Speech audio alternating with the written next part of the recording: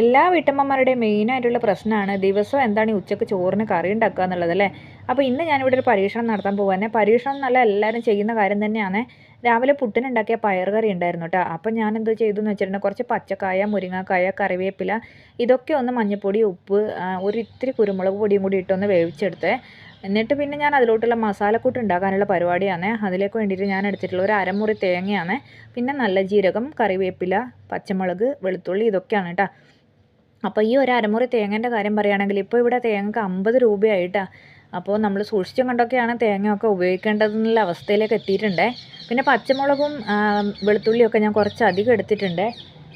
എന്ത് വെച്ചിട്ടുണ്ടെങ്കിൽ നമുക്ക് പരിപ്പും പയർ അതുപോലുള്ള സാധനങ്ങളൊക്കെ ഉണ്ടാക്കുമ്പോൾ ഒരു ഗ്യാസിൻ്റെ പ്രശ്നം വരാറില്ലേ. അപ്പോൾ അതിലൊക്കെ വെളുത്തുള്ളി ചേർത്തിട്ടുണ്ടെങ്കിൽ നല്ലതാണ്. അപ്പോൾ ആ അരപ്പൊക്കെ ഞാൻ നന്നായിട്ടൊന്ന് അരച്ചെടുത്തിട്ടുണ്ട്. നന്നായിട്ട് ഇങ്ങനെ ക്രീം പോലെ ഒന്നും ആവണ്ട, കുറച്ച് എന്താ പറയുക, ഒരു തരിതരി പാകത്തിന് അരച്ചെടുത്താൽ മതിയേ. കാരണം ഇതൊരു മൊളീഷൻ ടൈപ്പ് കറിയാണ്.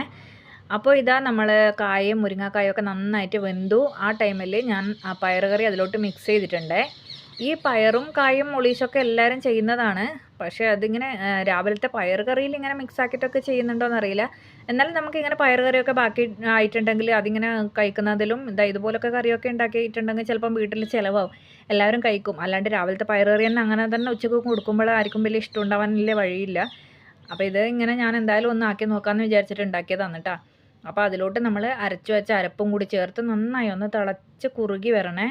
അപ്പോൾ ഇത് തിളച്ച് കുറുകി വന്നിട്ടാകുമ്പോൾ ഇതിലോട്ട് നല്ലൊരു എന്താ പറയുക ഉണക്കമുളകും അതുപോലെ തന്നെ കടുകൊക്കെ ആയിട്ട് ഒരു വറവും കൂടി ഇട്ട് കൊടുത്തിട്ടുണ്ടെങ്കിൽ നല്ല അടിപൊളി ടേസ്റ്റിൽ കറിയായേ. ഇപ്പം രാവിലത്തെ പയർ കറീൻ്റെ രൂപം തന്നെ അങ്ങ് മാറിയില്ലേ. പിന്നെ ഞാൻ ഉണ്ടാക്കിയത് നല്ലൊരു പയർ മെഴുക്കുവരട്ടിയാണേ. പിന്നെ നോണില്ലാതെ നമുക്ക് പറ്റൂലല്ലോ. അപ്പോൾ ഇന്ന് മീനൊന്നും കിട്ടിയിട്ടില്ല. നല്ല മഴയാണ് ഇവിടെ മുംബൈയിൽ, എല്ലാവരും ന്യൂസിലൊക്കെ കണ്ടിട്ടുണ്ട്. പുറത്തിറങ്ങാൻ പറ്റാത്ത മഴയാണ് കേട്ടോ. ഒരുപാട് സ്ഥലത്ത് വെള്ളക്കെട്ടും പ്രശ്നങ്ങളൊക്കെ ഉണ്ടായിട്ടുണ്ട്. അപ്പോൾ ഇതാ നല്ല ചൂട് ചോറ്, ഓംപ്ലേറ്റ്, അതുപോലെ തന്നെ പയർ മെഴുക്കുവരട്ടിയും പിന്നെ ഇതാ ഈ ഒരു മുളീശൻ കറിയാണ് കേട്ടോ ഇന്നത്തെ നമ്മുടെ ലഞ്ചിൻ്റെ മെനു എന്ന് പറയുന്നത്. അപ്പോൾ ഇതുപോലുള്ള പരീക്ഷണങ്ങളൊക്കെ ചെയ്യുന്നവരൊക്കെ ഉണ്ടെങ്കിൽ ഒന്ന് കമൻറ്റ് ചെയ്ത് അറിയിക്കണേ.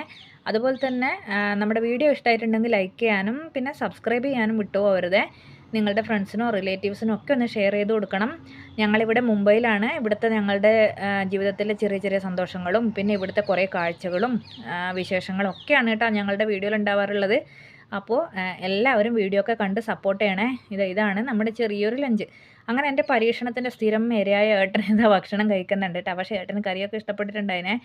ഇത് രാവിലത്തെ കറിയിൽ മിക്സ് ചെയ്തതാണെന്നൊന്നും ഏട്ടന് മനസ്സിലായിട്ടുണ്ടായിട്ടില്ല കേട്ടോ. അപ്പം ഞാൻ എനിക്ക് വേണ്ടിയിട്ടുള്ള ചോറും വിളമ്പി ഇനി ഞാനൊന്നും ചോറ് വയ്ക്കട്ടെ കേട്ടോ. അപ്പോൾ എല്ലാവർക്കും ടാറ്റ ബൈ ബൈ.